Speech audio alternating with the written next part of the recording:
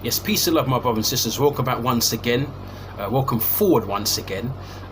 More bad news. I mean, I've not had time to do some of these tributes because I've been caught up in the Black Lives Matter and the George Floyd murder and so on the last sort of like couple of weeks. And it kind of totally went over my head that, of course, we lost reggae legend Eskender Tafari Eskender. Some it's spelled Judah Tafari Eskender. Some places have it down as Judah Eskender Tafari, because of course he's a Rastafarian, part of the 12 tribes of Israel movement, and so he was a staunch Rastafarian. He sung for Studio One in the late part of the 70s going into the 1980s. Three big tunes he did for Studio One is Danger in Your Eyes, Rastafari Tell Ya, and Jalite. Those are the three big tunes he did for Studio One. He would go on to, of course, record an album with one of his biggest hits for Studio One, Rastafari Tell Ya, later on down the line. But since 1980, he really kind of like disappeared slightly from the reggae scene. But he was in a band with the likes of Albert Malari, and they used to back the likes of Brigadier Jerry and some other DJs and singers. He was playing bass in a band. Albert Malari is a drummer, but Judah Eskender Tafari was playing bass in that band of Albert Malari's band, and so he kind of like disappeared from public attention for a while. And in 1993 he came back again into the scene, and he put out some albums and some strong rootical sides and so on. But I remember Cox Dodd speaking about him when he went to Studio One in 1977 for an audition, because in those days you had to audition to be to be recorded. And many of you would have known the many stories over the years. Even Bob Marley and the likes of Jimmy Cliff, Desmond Dekker had to go to rehearse and go to auditions before they could be recorded. Some of the very, very best singers of all time in Jamaican reggae music.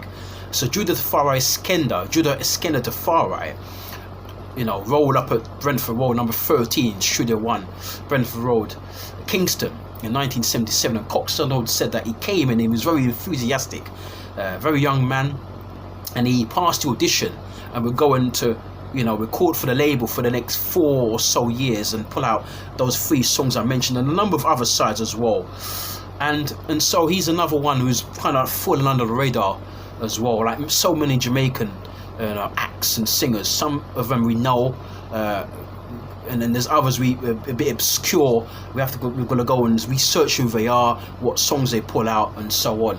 But Judah Eskender Tafari is one of those unsung heroes, but he's got one of those Oris Andy type voices, one of those like wailing voices. I can't even try and demonstrate, but check out Rastafari Tell Ya, or check out Danger in Your Eyes. Go to YouTube and check it out and you'll see what I'm talking about.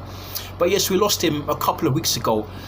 I must say, doing some research around Judah Eskender Tafari is very, very difficult, because to get his date of birth and so on and where he was from, I've tried my very best to do some research, speak to contacts who I know personally, and a lot of people don't seem to know exactly where he was born, but I take a stance that he was born in the late 1950s. I would say circa 59, 60, maybe 61, late 50s, early 60s, roughly. And most probably he's a Kingstonian, because he has that type of vibe, that type of vibrancy in his, in his vocality when he's singing. It speaks like, he sounds like he's from probably Kingston 13 or one of those areas there, from the Waterhouse era, those raiding, where a lot of those whalers came from, like the likes of Junior Reid and Arpint and those sort of guys, Yami Bolo, with that type of tradition. And so, but we try and do some more research and come forward with it another time and try and let you know more details and more information about where Judah Eskender Tafari was born, when he was born, and a bit more about him. But I've done a bit of research and I cannot find it for the time being. So we say peace and love to all of the family members of Judah Eskender Tafari, all the people who worked with him, all of his fans, and we just say, love and honor, and stay strong to the reggae fraternity. We keep losing some of our legends, Bob Andy, so many people, Nago Morris, Judah Eskender Tafari, Millie Small, the list is endless. And so we just pray that you know, we can, the reggae legends we have, stay in good health, and that we play their music, we keep their memory alive by speaking about them, by playing their music, and by speaking about them. And when they come, when of course when this quarantine situation is over, we can go and see them back in concerts again and support them, and go up close and personal to them, and, you know, show them that we love them and we appreciate them, because they're dropping one by one. So brothers and sisters, we say thank you so much. I do apologize that the video is very short, but sometimes that's how it goes. Not a lot of information to go on. The bits and pieces I've got, I'm trying to throw it together and give you it from that perspective, and hopefully down the line we'll do a bit more research and try and get get more in-depth analysis and get more in-depth information about some of these obscure singers. Because if it was Dennis Brown, John Holt, Bob Andy, we could speak about them for hours and hours, for the whole day. But these obscure singers is tough, because some of their information disclosed is very, very personal, very, very meager.